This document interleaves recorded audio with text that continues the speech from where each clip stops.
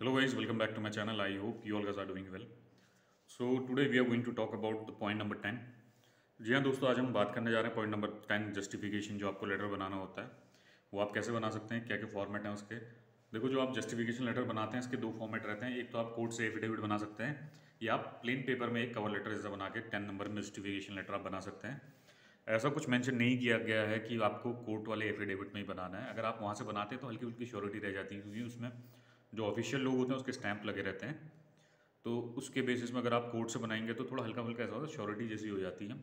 तो मैं तो आपसे कहूँगा कि आप बना लें एफिडेविट। अगर आप बना सकते हैं तो पॉइंट नंबर 10 जो आपका जस्टिफिकेशन लेटर होता है, जिसमें आपका रिजेक्शन आता है। जो रिजेक्शन आता है आपको दो तरीके से आता है। या तो उनको लगता है कि आपका कवर लेटर सही नहीं है, कवर लेटर के अंदर आपने जो डिटेल मेंशन करी है उनको रेलेवेंट नहीं लगती, उनको लगता है कि आप इलीगल इमिग्रेट कर लेंगे। उसके अलावा जो आपका 10 नंबर होता है, जो जस्टिफिकेशन लेटर आपका बनता है, उसमें उनको लगता है कि हल्की फुल्की प्रॉब्लम है कुछ, उनको मतलब क्लियर नहीं लगते आपके जो इंटेंशन है वहाँ जाने के। तो उसके लिए 10 नंबर में एक एफिडेविट बनता है। अगर आप पहली बार भी फाइल लगा रहे हैं तो मैं आपको एफिडेविट के बारे में बता देता हूँ। जो एफिडेविट बनाएंगे उसका ये फॉर्मेट है। आपको 100 नंबर का 100 रुपये का एक स्टैम्प पेपर आता है, 100 रुपये 50 रुपये, जिसका भी आप स्टैम्प पेपर लेना उससे पूछ लेना कोर्ट में जाके, वो आपको बता देगा कौन से नंबर का स्टैम्प पेपर लेना है। तो उसके अंदर कुछ इन्फॉर्मेशन आपकी लगती हैं। आप एक एडवोकेट को बोलोगे तो वहाँ पर कोई स्टैम्प पेपर बना देगा। जैसे ही आपका एक बन जाता है तो इसके बाद ये आप वहाँ की नोटरी वगैरह इसमें पूरी लगाएगा। उसके बाद एक एसडीएम से जाके इसको अटेस्ट करा देता है, अटेस्टेशन करा देता है वो। इसके ज़्यादा पैसे नहीं लेता, 500 से 1000, 500 रुपये के आसपास लेगा इसके, अगर आप एक सिंगल डॉक्यूमेंट बनाने जा रहे हैं तो। अब मैं इसको बता दूंगा कैसे प्रोसेस वर्क करता है। और इसमें ऐसा होगा, करंट एड्रेस जहाँ पर को आप रह रहे हैं वही एड्रेस लगेगा इसमें। वो लोग ऐसा कहते हैं, पिछली बार मैं भी बनाने गया था तो जो मेरा परमानेंट लोकेशन है वो कहीं और का है, और जो मेरे को बनाना था मैं कोई और लोकेशन में बना रहा था। उसने कहा कि यहाँ पर को जो लोकेशन है आपको, जो आपका करंट एड्रेस है जहाँ के आप कोर्ट में जाओगे वो वाला एड्रेस लगता है इसमें। जैसे अगर आपका जो लोकेशन है, आप अपने होम टाउन में जा रहे हैं तो होम टाउन के कोर्ट से बनाएं तो वहाँ का लोकेशन वो लोग मेंशन कर देंगे। अगर आप कहीं और से बना रहे हो तो वहाँ का लोकेशन मेंशन कर देते हैं वो लोग।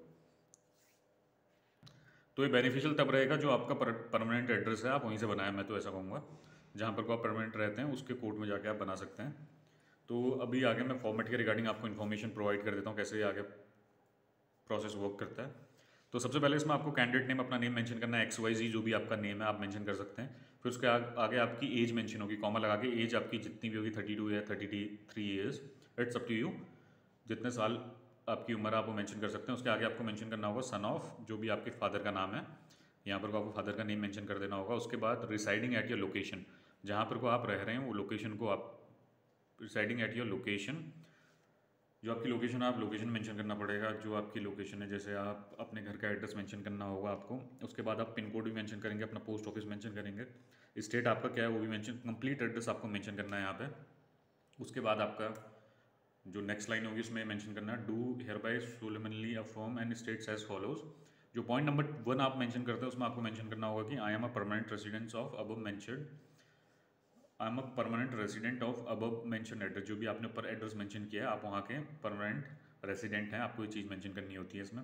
जो पॉइंट नंबर 2 आता है उसमें कि उसमें आप मेंशन करेंगे कि I have receive work permit from, जो आपकी कंपनी का नेम है और जो कंपनी और लोकेटेड इन, जो आपकी कंपनी की लोकेशन है, आप वो कंपनी का नेम तो पहले आप मेंशन करेंगे, उसके बाद उसकी लोकेशन मेंशन करेंगे कहाँ पर को आपकी कंपनी लोकेटेड है। जो आपका ऑफर लेटर होगा उसमें सारी चीज़ें मेंशन करे रहते हैं, कंपनी कहाँ की है, लोकेशन क्या है, तो आप एग्जैक्टली आपको वही मेंशन करना है। और उसके बाद जो work permit time duration is, जितने साल का आपका वर्क परमिट वैलिड है आप वो कर सकते हैं। अगर 1 साल का है तो आप 1 साल का करें, 2 साल का है तो 2 साल का आप मेंशन करें।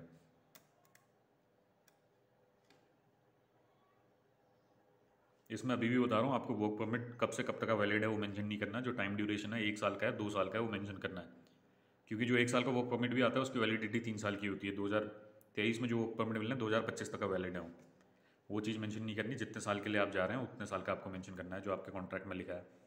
अगर आपने 1 साल का बनाया तो 1 साल करें, 2 साल का बनाया तो 2 साल, 3 साल का बनाया तो 3 साल आप बनाएं।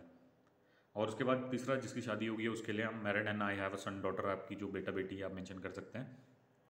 उसके आगे आपको मेंशन करना होगा, once after completion of my work permit I will return come back to my home country. जैसे ही आपका वर्क परमिट खत्म हो जाएगा तो आप अपने होम कंट्री वापस आएंगे, आपको मेंशन करना है। जो चौथे नंबर में आपको बताना है, जिसकी शादी नहीं है उसके लिए वो मेंशन कर सकता है, my family is staying here in India, I am the only son, after completion of my work permit I will return back to India. इसका मतलब ये है कि अगर आप, जिसकी शादी नहीं है मेंशन कर सकते हैं कि उसकी फैमिली सारी यहाँ पर को रह रही है और वो एक अकेलौता लड़का है, जैसे ही उसका वर्क परमिट खत्म होगा तो इंडिया वापस आएगा, क्योंकि उसको अपने पेरेंट्स का देख रेख करनी होती है, ये आप मेंशन कर सकते हैं। You are the only person, that means you are the only person who would be taking care of your family. फिर 5वीं वाली लाइन आपको, जो 5th लाइन है, 1 मिनट थोड़ा ब्लर हो गया, just give me a second. जो 5th लाइन है उसमें आपको मेंशन करना, this affidavit is only to produce before the consulate general of Republic of Poland. इसको आप एज इट इज़ मेंशन कर दोगे, इसमें कोई छिड़खानी नहीं करनी है आपको। इसके अलावा जो 6th वाला जो ऑप्शन आएगा, आई हेयर बाई कन्फर्म, थोड़ा मैंने यहाँ पर गलत लिख दिया है, 1 मिनट।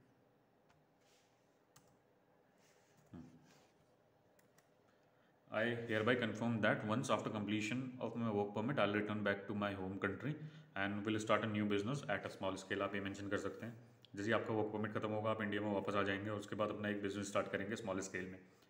जैसे आपका स्टार्टअप होता है, आप ऐसा मेंशन कर सकते हैं, कुछ भी मेंशन कर सकते हैं, जो भी आपका, अगर आपको ग्रोसरी शॉप ओपन करनी है तो हल्का फुल्का आप एक उनको आइडिया बता सकते हैं कि जैसे आपका वर्क परमिट खत्म होगा तो इसमें हल्की श्योरिटी रहती है कि अगर आपका जैसा वर्क परमिट खत्म, आप इंडिया में आके इंडिया में काम स्टार्ट करेंगे, वहाँ इलीगली नहीं रहेंगे, हल्की फुल्की श्योरिटी देता है।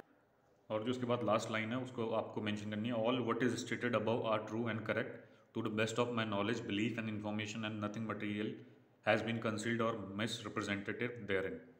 इसका मतलब ये है कि जो भी आपने इन्फॉर्मेशन ऊपर प्रोवाइड कर रखी है वो पूरी एग्जैक्ट है, आपने कोई भी जो इन्फॉर्मेशन प्रोवाइड करी है कोई मिस रिप्रेजेंट नहीं कर रखा, कोई गलत इन्फॉर्मेशन आपने प्रोवाइड नहीं करी है। उसके नीचे आपका डेट आ जाएगा, जिस डेट के लिए आप, जिस डेट में आप इसको बना रहे होंगे, डिपोनेंट जो आपका वकील होगा, जो आपका एडवोकेट होगा, उसका नेम आ जाएगा। उसके नीचे एक लाइन मेंशन करेगा कि इस तारीख को प्रोड्यूस किया गया है, उसके नीचे आपका स्टैम्प लग जाएगा। स्टैम्प के बाद नोटरी वगैरह कर देगा पूरी, और उसके बाद इसमें टिकट लगा देगा वो, और जो एसडीएम है एसडीएम से वेरीफाई कर देगा, तो ये आपका एफिडेविट बन जाएगा। एक बार मैं दोबारा आपको पूरा फॉर्मेट दिखा लेता हूँ। अगर आप 1 मिनट, आप यहाँ, आप लोग क्या करना, यहाँ पे वीडियो रोक के भी, जहाँ पर मैंने रोक रखी है, इसमें एक स्क्रीनशॉट ले लेना। स्क्रीनशॉट लोगे तो आपका फ़ोटो आ जाएगा, उस वैसे ही आप बना सकते हो, आपको प्रॉब्लम नहीं होगा। और ज़्यादा कोई सीन है नहीं, अगर जस्टिफिकेशन लेटर आप बनाओगे तो ये सेम फॉर्मेट रहेगा। इसके ही अगर एजेंट लोग, बहुत लोग पैसे चार्ज कर लेते हैं क्योंकि फॉर्मेट डिफरेंट रहता है, कोई प्रोवाइड। अभी मैंने भी पहले अपने, जब मैं जस्टिफिकेशन लेटर बना रहा था, बहुत सर्च किया, मेरे को यूट्यूब में कुछ भी नहीं मिला। उसके बाद मैंने नेट वगैरह में भी देखो, कोई फॉर्मेट नहीं था। अगर आपको चाहिए होगा तो आप यहाँ से सर्च कर सकते हैं, जिसको भी रिक्वायरमेंट होगी, जिसको नॉलेज नहीं है तो यहाँ से चेक कर सकता है, ये प्रॉब्लम फेस नहीं होगा आपको अभी। कोई भी एजेंट लोग तो वैसे प्रोवाइड करते नहीं है ऐसी इन्फॉर्मेशन, ये तो सारा पेड होता है जो आपकी फाइलिंग होती है। और जो मैंने आपको वीडियो बना रखी है अभी तक का, अगर आप फाइल खुद बनाना चाहते हैं तो मैंने सारी इन्फॉर्मेशन आपको प्रोवाइड कर दी है। अगर आप पूरी सीरीज़ देखेंगे तो इसमें आपको सारी इन्फॉर्मेशन मिल जाएगी। जैसे ही आपको वर्क परमिट आ जाता है, मैंने पूरा प्रोसेस एक्सप्लेन कर रखा है स्टार्टिंग से।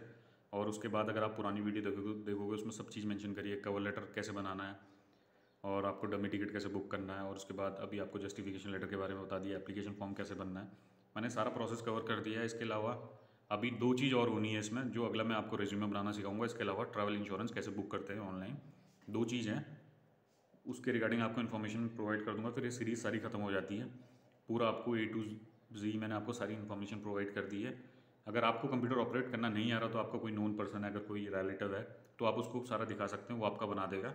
अगर आप खुद बनाना चाहते हैं तो 20-1 हज़ार रुपये किसी को पे करने की ज़रूरत नहीं है, आप खुद फाइलिंग कर सकते हैं। वर्क परमिट मंगाएं आप अपने एजेंट से, उसके बाद खुद फाइल बना लें, ज़्यादा इश्यू आपको होगा नहीं।